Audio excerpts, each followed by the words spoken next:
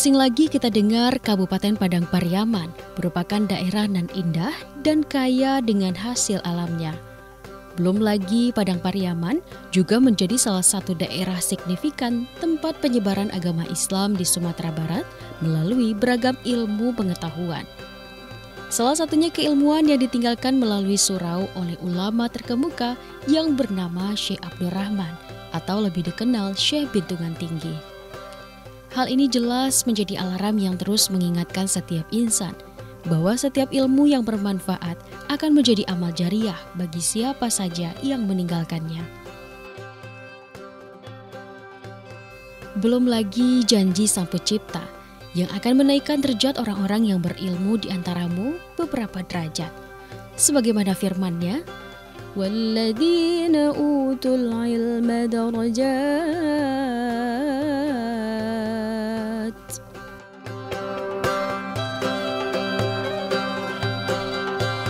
Al-ulama warasatul anbiya, ulama menjadi salah satu penerus para nabi. Ya, salah satu ulama yang masyhur yang ada di Kabupaten Padang Pariaman adalah Syekh Abdurrahman atau yang lebih dikenal dengan Syekh Bintungan Tinggi.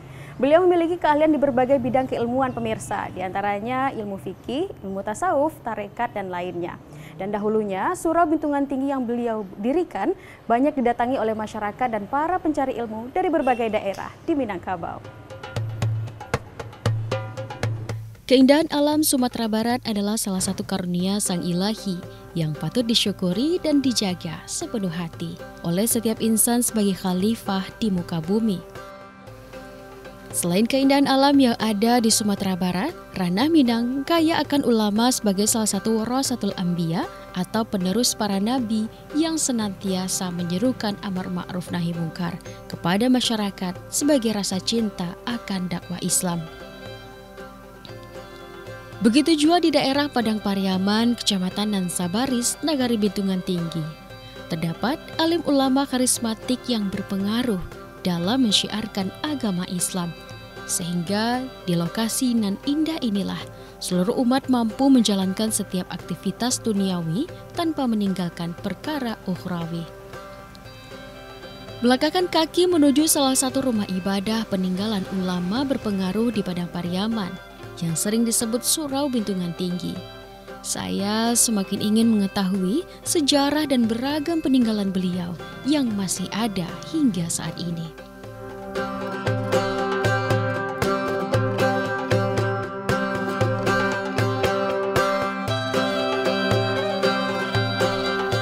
Surau Baru, demikianlah nama surau ini dikenal dahulunya. Dan saat ini bernama Surau Bintungan Tinggi yang terletak di Nagari Padang Bintungan, Kecamatan Nansabaris, Kabupaten Padang Pariaman. Didirikan oleh Syekh Abdurrahman pada tahun 1864, bentuk surau ini hampir sama dengan surau-surau lainnya di Minangkabau yang ditandai dengan ciri khas bangunan yang berdenah bujur sangkar, atap berbentuk limas berundak-undak, dan lantai yang ditinggikan membentuk kolong. Memiliki denah bujur sangkar berukuran 11 x 11 meter, komponen bangunan terbuat dari kayu, sedangkan atap bangunan terbuat dari ijuk. Letak bangunan ditinggikan 1,2 meter dari permukaan tanah, membentuk kolong. Untuk pintu masuk berada di sisi timur sebanyak 2 buah, berdasarkan temuan dari BPCB Sumatera Barat. Engsel pintu ini pun masih asli. Dan untuk memasuki ruang utama surau, terdapat tangga naik dari bata berplester yang berspesi kapur. Sedangkan dari sisi selatan dari pintu masuk, terdapat sebuah beduk yang hingga saat ini masih ditabuh ketika memanggil warga masyarakat untuk berkumpul dan berwirid. Saat memasuki ruangan surau, saya merasa kagum meski dengan kesederhanaan surau ini, namun masih aktif digunakan untuk pelaksanaan sholat 5 waktu. Di dalamnya terdapat tiang utama atau disebut tonggak macu berbentuk segi 8 berhiaskan motif sulur-suluran. Tonggak macu ini berdiameter 55 cm, dikelilingi 9 tiang penyangga berdiameter 25 cm. Berdasarkan temuan BPCB Sumatera Barat kembali, 7 tiang penyangga masih asli, sedangkan sisanya sudah diganti dengan baru. Antara tonggak macu dengan tiang penyangga saling terhubung dengan sistem pasak. Sedangkan pada bagian mihrab, terdapat 4 tiang penyangga dengan 1 tiang utama. Uniknya, keseluruhan tiang ini tidak dipaku, melainkan disangga oleh pasak yang berbentuk mata angin. Sepeninggal Syekh Abdurrahman, surau baru pun dirombak namanya kembali menjadi Pendidikan Islam Surau Baru Syekh Bintungan Tinggi. Lalu dirombak kembali, hal ini karena penyesuaian menjadi pesantren Syekh Bintungan Tinggi.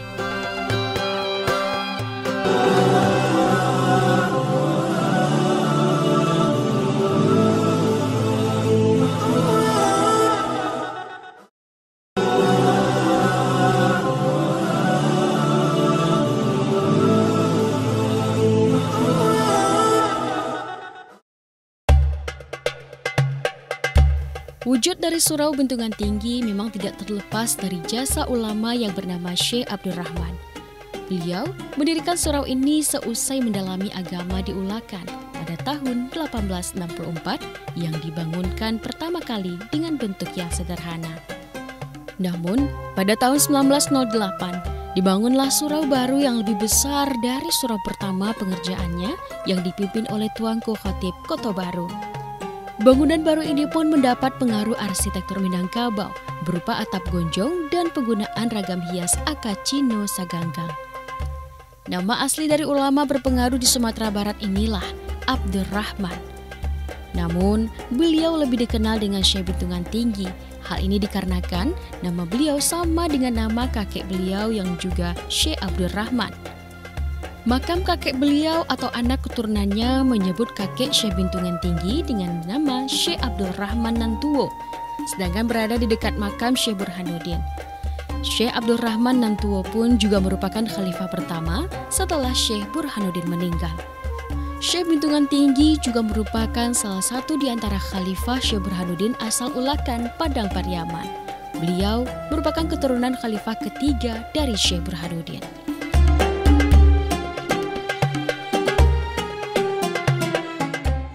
Kalau dalam silsilah Khalifah Syekh Burhanuddin di prastasti atau di data-data itu nomornya nomor 12. Nama beliau itu Syekh Tuanku Mudo Abdurrahman Ulakani.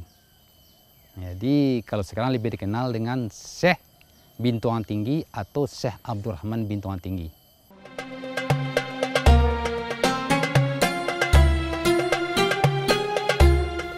Syekh Abdurrahman yang populer dengan sebutan Syekh Bintungan Tinggi ini pun adalah ulama hebat lagi alim. Memiliki keistimewaan yang tak dipunyai oleh ulama lainnya, tentu zikirnya banyak sampai lazim saat ini dikenal dengan tradisi Ratik Tolak Bala. Ratik Tolak Bala dilakukan dengan cara berzikir bersama sambil berkeliling kampung pada saat bala dan bencana melanda kampung dan nagari sambil membaca lafaz kalimat tauhid. Selain itu, beliau memiliki karamah yang patut kita kagumi terkait dengan air. Konon katanya, beliau mampu mengendalikan kondisi sungai yang meluap dan beliau bisa berjalan di atas air. Jadi beliau jalan aja di atas air. Sehingga orang yang mengikuti di belakang juga berjalan di atas air. Walaupun bagaimanapun, setiap hari hujan atau banjir, yang kaki beliau tidak pernah basah. Selain itu, berdasarkan sejarahnya, beliau pernah dikabarkan menghadiri berbagai undangan kajian di sejumlah masjid dengan waktu bersamaan. Masya Allah. Namun, dengan beragam keilmuan dan kemampuan beliau menyebarkan Islam melalui pendidikan dan ilmu yang beliau miliki. Uniknya, karamah lain yang beliau miliki ialah tidak bisa terlihat saat didokumentasikan melalui foto. Maka tak heran, hingga saat ini kita tidak mampu menyaksikan beliau meskipun melalui foto.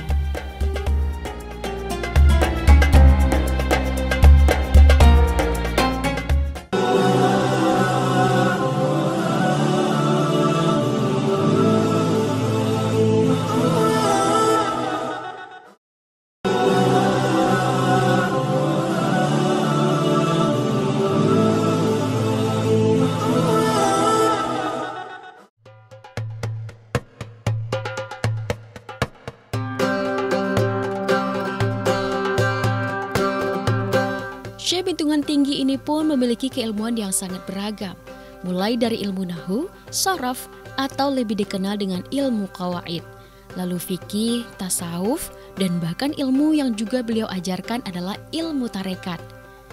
Hingga beliau digelari ulama pendiri tarekat Syatariah. Selain itu, beliau juga mahir dalam memahami seluk-beluk lingkungan, sehingga beliau pernah menjadi pemimpin dalam melawan penjajahan saat Perang Ulakan. Dengan beragam keilmuan dan di bawah kepemimpinan Syekh Abdul Rahman, surau ini ramai dikunjungi oleh penuntut ilmu yang berasal dari berbagai daerah di Minangkabau hingga keluar daerah Sumatera. Setidaknya terdapat 1.000 orang murid atau disebut faqih yang pernah belajar di Surau Bintungan Tinggi.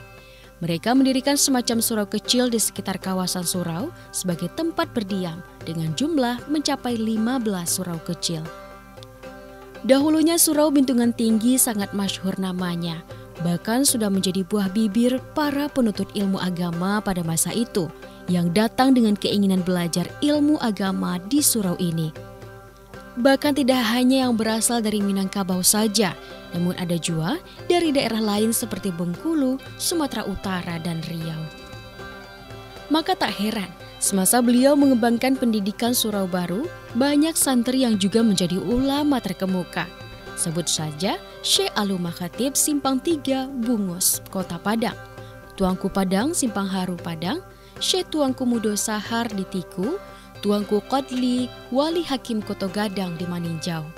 Selanjutnya Syekh Angku Paingan, Syekh Angku Tuwo di Batu Pangaum, Buya Syekh Tuanku Sidi Nurdin, Syekh Kiambang, Tuanku Panjang Batu Basa, Syekh Angku Saleh Kiramat, Syekh Angku Simawang, Syekh Angku Datuk Panyalai di Tebing Tinggi, Sumatera Utara. Namun akhirnya, sepeninggal Syekh Abdul Rahman Bintungan Tinggi selaku pendiri yang merupakan nenek moyang Asril Maas, pendidikan ini pun dilanjutkan oleh Syekh Tuanku Mudo Haji Abdullah bin Syekh Bintungan Tinggi atau Khalifah pertama, lalu dilanjutkan oleh Syekh Tuanku Kuniang Muhammad Gombo, dan dilanjutkan Muhammad Maas Tuanku Luna atau ayah kandung dari Asril Maas. Ini Bapak sebagai khalifah di sini, ini generasi dan khalifah keberapa nih Pak? Khalifah yang keempat. Oh, khalifah keempat. Dari generasi keberapa itu Pak? Generasi yang keempat. Keempat juga. Itu kalau sebagai khalifah berarti kan melanjutkan keilmuan dan juga kegiatan yang ada di surau ini ya Pak ya. Apa saja nih Pak kegiatan yang ada di Surau Bintungan Tinggi ini Pak? Ya, kalau kegiatan yang sedang berjalan sekarang, yaitu 5 waktu, karena yang 5 waktu itu bisa hari siang banyak orang kesibukan, orang nggak kurang. Jadi yang berjalan sebenarnya cuma 3 waktu, yaitu maghrib, isya, subuh. Kalau di sini kan ada ciri khasnya yang dibawa oleh Syekh Bintungan Tinggi itu adalah zikir rati gitu ya Pak ya. Bisa dijelaskan nggak Pak itu zikir rati itu seperti apa Pak? Kalau zikir ratibnya yaitu zikir rati 10 namanya. Dibaca urutannya nak. Iya boleh silakan Pak. Misalnya ya Latif ya Kafi ya Hafiz ya Satfi, ya Latif ya Kafi ya Hafiz ya Satfi, Allah ya Latif ya Wafi ya Karim Allah, la ilaha illallah. Nah, itu kan 4 kali kan. Sudah tuh Allah la ilaha illallah, Hayyu la ilaha illallah, Muju la ilaha illallah, Naima la ilaha illallah, Yau la ilaha illallah, Udaima la ilaha illallah. Boleh juga berlanjut. Nah, misalnya kalau kalau sholat isya kan lama waktu, nah, itu bisa dilanjutkan. Kalau sholat maghrib mungkin waktunya pendek, atau sholat zuhur, asar mungkin ada kesibukan di luar. Nah, jadi potong aja sampai situ. Oh gitu. Selain Surau Bintungan Tinggi sebagai bentuk fisik pengembangan Islam yang dilakukan oleh Syekh Bintungan Tinggi, terdapat sebuah masjid yang dibangun di atas tanah pusako Syekh Bintungan Tinggi. Dan saat ini dinamakan dengan Masjid Pawakamba Bintungan Tinggi Nagari Padang Bintungan. Masjid ini didirikan pada tahun 1844 oleh Khalifah keempat Syekh Burhanuddin yang saat ini sudah diperbarui akibat gempa pada tahun 2009. Saya semakin penasaran untuk melihat keindahan yang ada di masjid yang cukup luas ini. Masjid yang sudah mendapatkan pemugaran dari kerjasama seluruh masyarakat akhirnya menghasilkan keindahan pada tahun 2019 dengan renovasi yang akhirnya bisa digunakan untuk beribadah secara nyaman. Tahun 2019 itu diletakkan batu pertama oleh Bapak Bupati yang sekarang. Waktu itu Bapak Bupati sekarang menjabat sebagai Wakil Bupati Kabupaten Padang Pariaman, yaitu bulan November tahun 2016 dengan anggaran kas waktu itu 37 juta. Alhamdulillah berkat kerjasama antara masyarakat kampung dengan rantau, alhamdulillah 3 tahun pembangunan itu jalan, alhamdulillah masjid ini bisa dimanfaatkan sampai saat sekarang.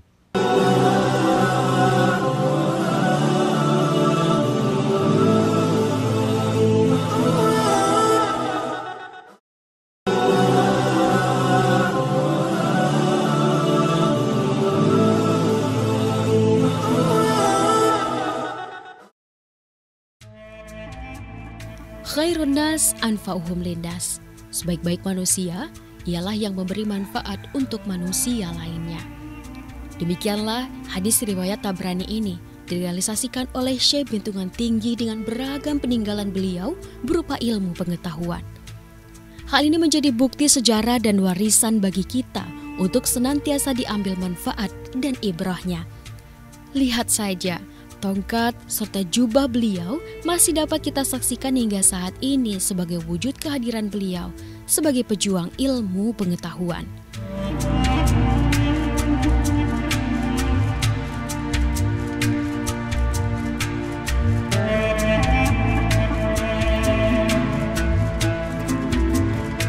Belum lagi dengan naskah kuno ini, berisi tentang ilmu sejarah, fikih, bahkan ayat Al-Quran yang langsung beliau tuliskan.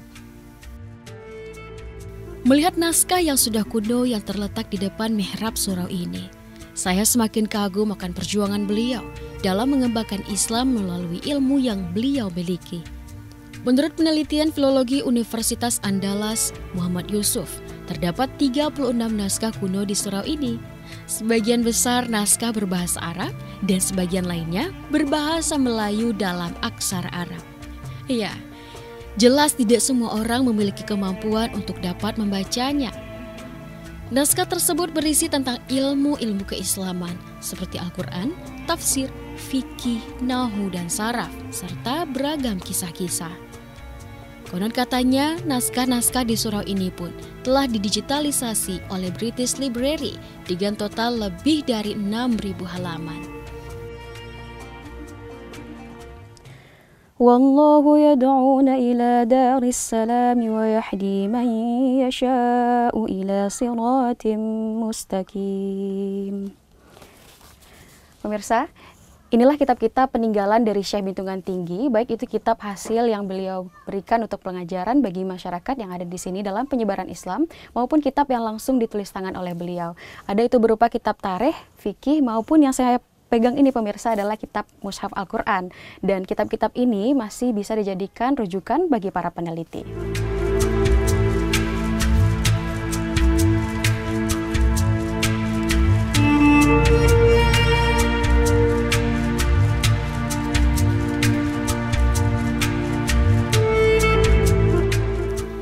Syekh Abdurrahman Bintungan Tinggi wafat pada tahun 1923 dalam usia kurang lebih 90 tahun. Beliau dimakamkan di bangunan gobah atau cungkup makam yang terdapat di sebelah barat surau. Namun bangunan asli dari gobah sudah hancur akibat gempa pada tahun 2009. Lalu akhirnya dipugar agar bisa dikunjungi oleh masyarakat yang ingin berziarah, yang umumnya sering didatangi terutama pada saat tradisi Basapa. Setiap kali bulan Safar atau Safa Gadang dan Safa Kete di komplek makam Syekh Burhanuddin Ulakan, peziarah juga menyempatkan singgah di ziarah Bintungan Tinggi. Jika dilihat dari segi bangunannya, Goba di Surau Bintungan Tinggi berdenah bujur sangkar berukuran 9 x 9 meter dan ruang utama berukuran 5 x 5 meter.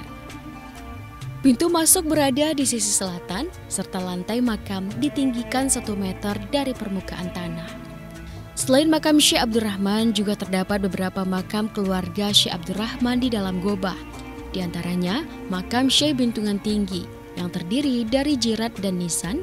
Jirat makam berbahan mortar dengan denah persegi panjang berukuran panjang 3,5 meter, lebar 2 meter, dan tinggi 60 cm.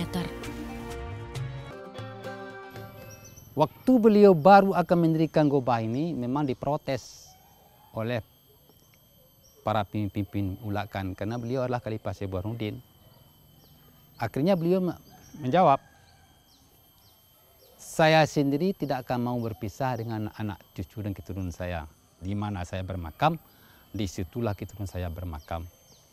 Keturunan yang dimaksud itu keturunan dengan istrinya pertama. Di antara nama-nama yang ada di dalam makam tersebut ialah istri beliau, Hajah Wali Siti Malai, makam anak-anaknya yaitu Haji Muhammad Yusuf, Haji Abdullah Tuanku Mudo, Khalifah pertama, Abdul Wahab Tuanku Mudo sebagai Khalifah kedua, Hajah Ummi Siti Asiyah, Siti Sauda, Haji Zainal Abidin, Haji Samsudin, Hajah Ummi Tahiran, dan Ummi Siti Raudlah. Sementara dari kalangan cucu-cucu beliau yang ikut mengisi komplek makam itu ialah Ramlah, Haji Zulbaidi Tuanku Mudo yang lahir di Mekah dan Khalifah ketiga, Idris, Upiak Kene, dan Abdul Malik.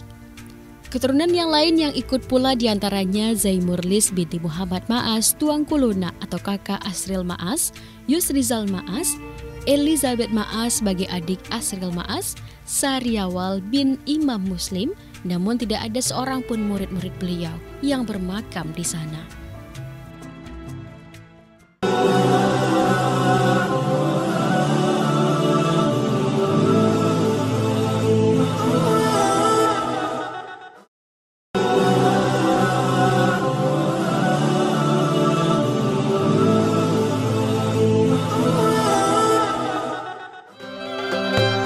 Pada tahun 2004, Surau Bintungan Tinggi pun dipugar oleh Balai Pelestarian Peninggalan Purbakala dan keberadaannya telah ditetapkan sebagai cagar budaya oleh pemerintah Indonesia. Meski dilakukan pemugaran, namun keaslian dari surau ini tetap dipertahankan dengan beberapa arsitektur nuansa Minangkabau yang masih tetap menghiasi bangunan surau. Sebagaimana kita lihat dengan adanya atap atau gonjong dan penggunaan ragam hias. Namun dengan bertambahnya usia surau, hingga saat ini kondisi surau memang dirasa membutuhkan peremajaan kembali agar bisa digunakan dengan maksimal sebagai tempat ibadah dan penyebaran ilmu, sembari menjaga keautentikan sejarahnya. Yang paling uniknya itu puncaknya, itu sudah hampir 6 tahun.